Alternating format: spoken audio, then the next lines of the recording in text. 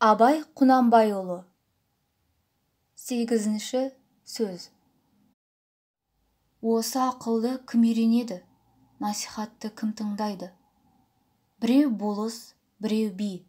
Олардың ақыл үйренейін, насихат тыңдайын деген ойы болса, ол орынға сайланып та жүрмес еді.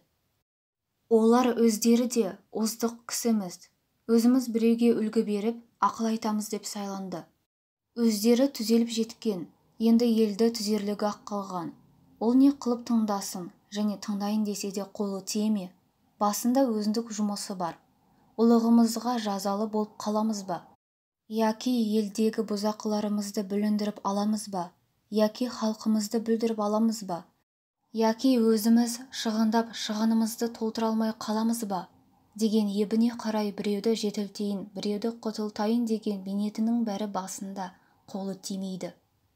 Байлар, олар өздері де бір күн болса да, дәулет қонып дүниенің жарымы басында тұр. Өзінде жоқты малы менен сатып алады.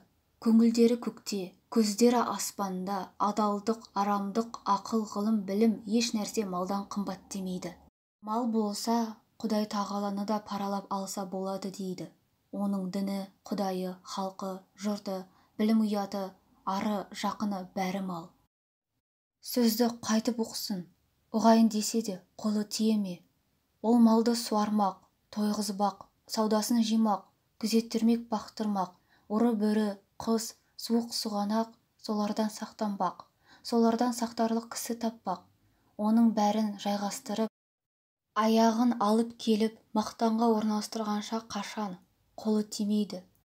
Енді ұры залым, сұм-сұрқия, өзі де тыңдамайды. Онша-мұнша қой жүнді қоңыршалар күнін де көре алмай жүр.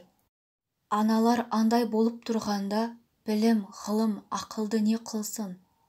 Және де білім, ғылым, кедейге керегі жоқтай-ақ. Бізді не қыласың? Ана сөзді ұғарлықтарға айт, дейді. Оның өзгеменен ісі жоқ. Ана алдындағы үшеуіндей болған жанның ойында ешбір қайғысы, мұңы болмаса керек.